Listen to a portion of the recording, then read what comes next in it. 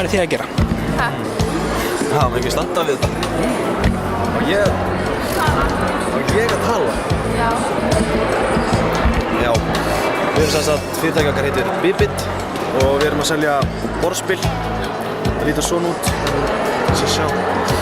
Við brendum þetta á svona segldúk og bara aðalega upp á það að það var létt að ferðast með þetta, létt og vassalt líka. Það var svona aðalatriða því að þetta er í rauninni drykkjuspil og þannig að það var svona okkur fannst mikilvægt að það væri vassalt, þannig að það væri að hella á þetta og það væri ekkert mál. Og við sem sagt, já, eins og sjáum við á þetta kort af Íslandi og byrjar í Keflavík, fer hringinn og ef maður lendir á rauðum reit þá er í reglunum þá erum við með sko alla staðina og